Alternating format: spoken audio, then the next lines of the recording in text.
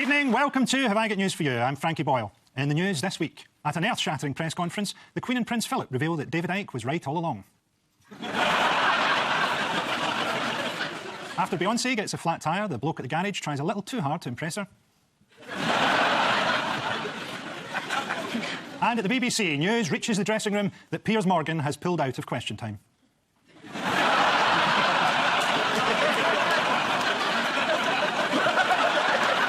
On Ian's team tonight is a trenchant journalist and author who's been compared to Katie Hopkins. Although, unlike Katie Hopkins, she still has a reflection. Please welcome Talk Radio's Julia Hartley-Brewer.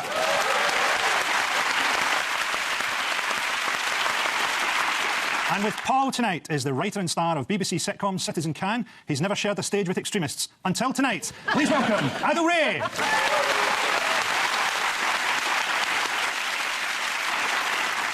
And we start with the bigger stories of the week. Paul and Adil, take a look at this. Oh, yes, this is the new Mayor of London, Sadiq Khan, and there's Jeremy Corbyn putting on his ways of votes, and do it again, would you? Yeah, thank you.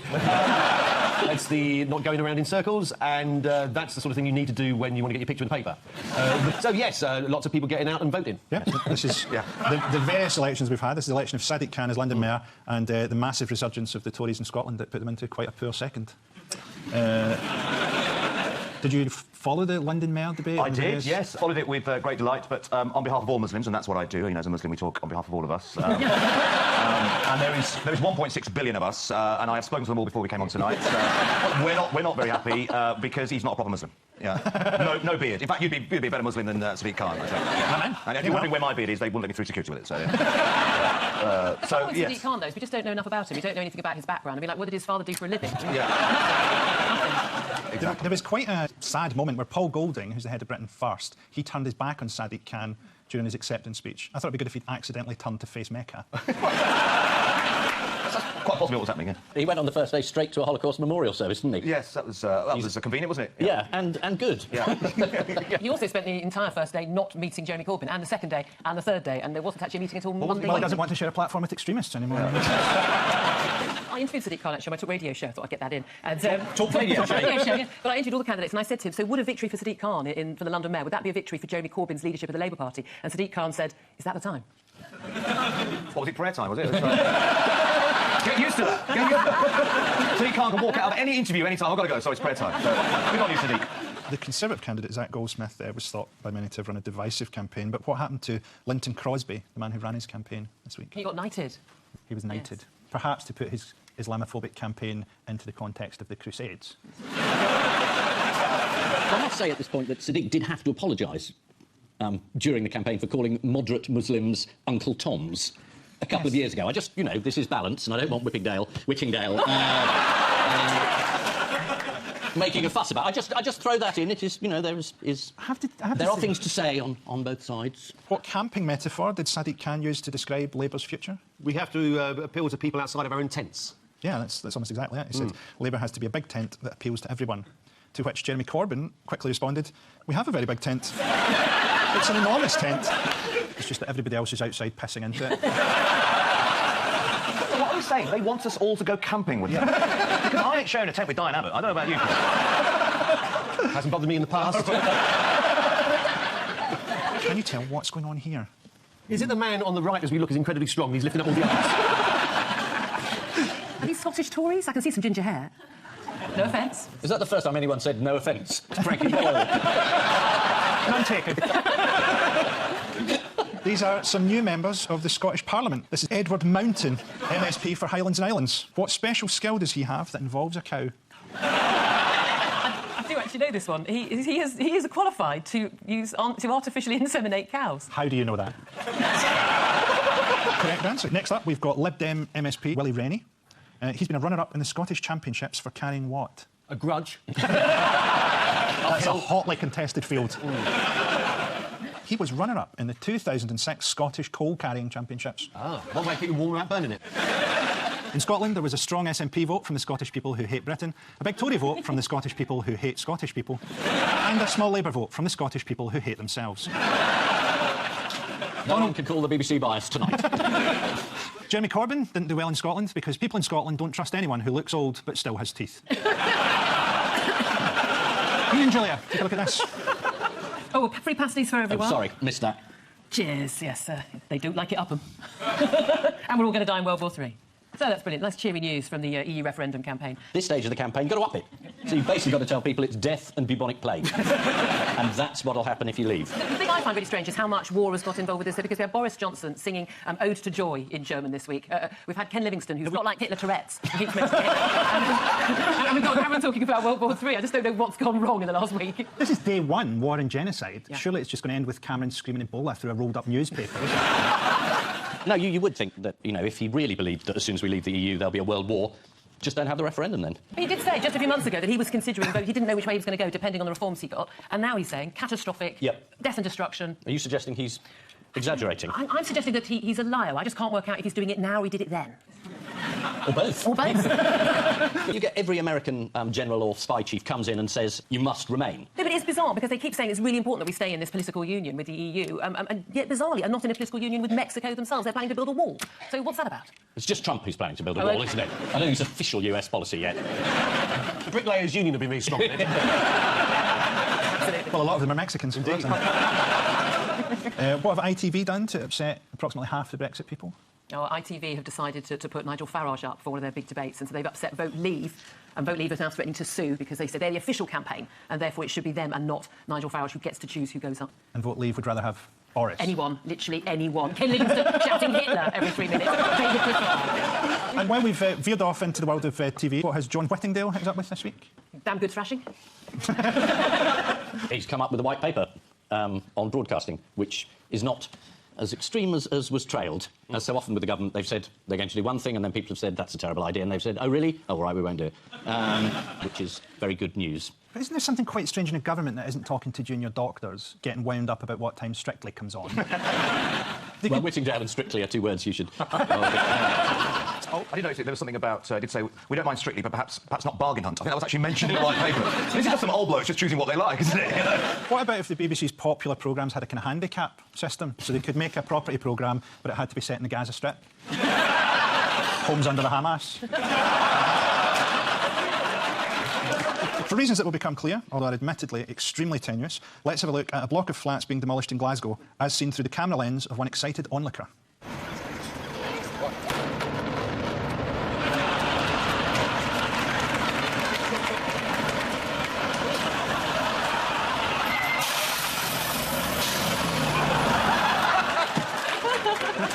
This week saw the official launch of the EU referendum campaigns. David Cameron has implied that leaving the EU could lead to World War III, whereas Nigel Farage is hoping for a rerun of World War II. This week we saw the one sure sign a referendum is on its way, as Gordon Brown was brought out of retirement to dance on a ball like an old abused circus bear.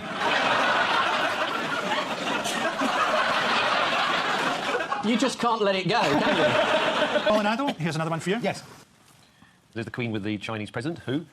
The president. There's Prince Philip doing the barest minimum. Yeah, so it's about leaks, isn't it, essentially? Not leaks, but sort of overheard conversations, isn't it? Cameron also talked about corrupt government leaders arriving for a conference and stuff. And yes, this is the Prime Minister and the Queen have been caught on camera, sticking it to the jolly old foreigners. Do you know... I mean, it's an incredible story. I mean, the Prime Minister is caught on camera telling the truth. Shall we have a little look at what Cameron said? Yeah, absolutely. A very successful cabinet meeting this morning. We were talking about our anti-corruption summit. We've got the Nigerians. We've got some leaders of some fantastically corrupt countries coming to Britain. No, Nigeria and Afghanistan, possibly the two most corrupt countries. But this particular president is actually not corrupt. No, he's very, very They are coming at their own expense. I have to say, I mean, the Archbishop of Canterbury was trying to point out to the Prime Minister that this particular Nigerian Prime Minister is trying to stop corruption. And the way Cameron was selling it was as trying to tell the Queen, this is going to be great, we've got the top corrupt people in the world coming. To learn from us. Yeah. Well, what he demanded, the Nigerian president, is he said, I don't want an apology, I'd like some of the money back. Because most of the Nigerian money flows into Britain through the British colonies and ends up in houses in London, schools, cars, dealerships. And he's saying, if you could stop our kleptocrats spending all the money in your tax havens, then perhaps that would be a start. And at that point, Cameron remembered mum and dad and probably went a bit quiet. What grounds did David Cameron have for calling Nigeria and Afghanistan fantastically corrupt? Facts. You're actually quite close to the real answer. There's a transparency index of corrupt countries. I think Afghanistan is third from the bottom. Nigeria's a good way up. We're number 10. Very proud. So is that the 10 most corrupt or the 10... what top 10 are we in? You move up the league like Leicester and just suddenly can't surprise everyone. There's a great story where apparently the Pakistani delegation went to the anti-corruption conference at the time, and back then, at the end of the conference, they would announce who are the most ranked anti-corrupt countries in the world. And they came to the announcer, and the announcer goes, well, Pakistan started the conference at number 7, but having tried to bribe the anti-corruption committee, they find themselves now at number 2. There's a theory, isn't there, that they maybe did it deliberately to create a big stink around the Euro referendum. I sort of think possibly Cameron is saving the Queen's death for when he needs a really big news story. I think he'll go for his weekly meeting one week. He'll take a pillow out of his briefcase and say, I'm sorry, ma'am, ISIS have landed in Cornwall. How did the Queen add to things? The Queen was overheard saying the Chinese were a bit tricky. Rude. Was that rude? Yes, rude. The royal family have got form when it comes to upsetting the Chinese. Surprisingly, it's not Prince Philip. Can you remember who it was? Prince Charles described the Chinese communist leadership as a bunch of ghastly old waxworks. Was this just before the ambassador then left? Just before he complimented him on his chocolates. We have a picture of Prince Charles making that remark. This is the news that David Cameron and the Queen have been filmed making indiscreet comments about foreigners. This all came despite the fact that we're always told the royal family are great for tourism and business. Perhaps if we had a country worth visiting, we wouldn't have to parade the products of centuries of incest around to try to sell fridge magnets. Has this turned into a party political? On their last visit, the Chinese threatened to call the trip off. The Queen said they were very rude to the ambassador. But then again, if you're trying to get Chinese people to ask you for a Ferrero Rocher... That's a Prince Philip joke. Ian and Julia, here's another one for you. Oh, exam stress. Yes, old-fashioned schooling. Up. Ah, Ferro. Bend over, lad, this won't hurt. And I think that's a U-turn. This is another government U-turn, to add to all the other ones. And this one's over academies. Yes. It was in the middle of the last budget, and I think it was thrown in as to show that they do have some ideas, even if they're very, very bad. It's just a new way of governing. There was also some controversy around the SATs exams. What happened to the reading test paper for 7-year-olds? Oh, it was leaked. Someone gave it away. A rogue examiner, apparently, looked at it on a website and then gave it away. I think the rogue examiner is now on the run and is the Edward Snowden of telling people how to spell necessary. In the last 12 months, the government has done more U-turns than Matt LeBlanc screeching around the cenotaph. Chicken. What was the U-turn about chicken? It didn't cross the road? It was the U-turn that they were forced to do on dropping animal welfare codes, specifically on chicken farmed for meat. Oh. Now, instead of facing an agonising and brutal death, chickens can look forward to a brutal death. The government was forced into a U-turn on academies. The great thing about academies is that they can't be run at a profit, so they only attract people who really want to raise standards for students, or deny evolution, or introduce Sharia law. And so to round 2, the strengthometer of news. Fingers on buzzers, teams. Here's the first one. This is genius. These sheep were stolen, but they had a photograph of the sheep that was stolen, and the police put it out, and they pixelated the faces of the sheep for privacy reasons under the human rights legislation, genuinely. It wasn't exactly sheep privacy. They said the identity of the lambs has been protected due to their age and vulnerability. And deliciousness. The police later revealed that it was a joke. Meanwhile, what has the Greater Manchester Police been planning for? Is this the possible terror attack in a shopping centre? Yes, it is. Yeah. They've been carrying out a training exercise simulating an IS-style attack on the Trafford shopping centre in Manchester. Let's take a look. It's all just staged, they're all just actors, obviously, but it was horrifyingly realistic. And some people got very annoyed. Do you think it was a bad idea? Well, I spoke to all the Muslims before we came on tonight. 50-50 split. Yeah. A lot of Muslims are annoyed that they used Allahu Akbar, which I'm quite surprised by, because if you are doing a training exercise about possible people from ISIS, it's quite likely that they might be shouting Allahu Akbar, so fair enough to the police, I think. But I think a lot of Muslims are sort of saying, well, look, Allahu Akbar is used for different things, and, you know, if you are in a shopping centre and you hear somebody shout Allahu Akbar, it could be that they could be about to bomb you, or it could be that they're about to pray, or there's a sale on it next. So, you know, I think that's only fair. They just want to make sure there's a distinction. One person tweeted, maybe in future training, the suicide bomber could shout, I'm blowing myself up for a generic terrorist cause. Postmodern terrorism, that's what we want. This is the news that the Greater Manchester Police have carried out a terrorist training exercise. If people think shouting Allahu Akbar is going to cause pandemonium, try going to the Trafford Centre and shouting that it's the last orders at Wetherspoons. Time now for the odd one out round. Ian and Julia, your 4R. Pot Black Snooker, the Bayani tribe, the Natural Environment Research Council's polar research vessel, and the fossilised egg of an elephant bird. Well, we know about the polar vessel because people voted for it to be called Boaty McBoatface. And Boring McBoringface in the government decided that was wrong, because they're going to call it the Sir David Attenborough, but that prompted a petition, rather wonderfully, for Sir David Attenborough to change his name by deed poll to Sir David McDavidface. So it's about changing your name? It's not called Pot Black anymore? Yeah. Every colour is equal, it's called now. Is there a link to David Attenborough here? Yes, because David Attenborough was the controller of BBC Two when he commissioned Pot Black back in 1969. Because it was a programme made for colour TV, as it was. Did he discover all these apart from which one didn't he? He didn't, he didn't discover that, but he was named after it or something. Is the right answer. Yeah. They're all known thanks to the work of Sir David Attenborough, apart from the UK's new polar research vessel, which is going to be named after him. I don't know if you followed the whole Boaty McBoatface thing. I thought it could have gone a lot worse if you were asking the British public to decide on something. They're lucky it wasn't called Harold Shipman. The hitherto unknown Biami tribe of Papua New Guinea were discovered by David Attenborough while filming a documentary in 1971. What did David Attenborough do with the egg from the gigantic but extinct elephant bird? He had to put it together because, yes, put it all back together. He reconstructed it from over 1,000 pieces. Here's what he started out with. And here's his first attempt. And then he made this. What could be a more appropriate 90th birthday gift for David Attenborough than to give his name to a polar research vessel as they both begin a long, cold journey to a place of endless night? Happy birthday, Sir David. Paul and Adel, here are yours. 420 billion slugs, 2,186 goats, 2 wolves and 1 weasel. Is the weasel the only one that nearly drowned in a bottle of milk? Is the weasel the one that was in the Hadron Collider? It is. Ah, yes. Yes. He ate through a cable and it stopped working. So these other things did something. Stopped something working. Play this game. I can do that. And that's an exclusive. They've all inconvenienced people except one.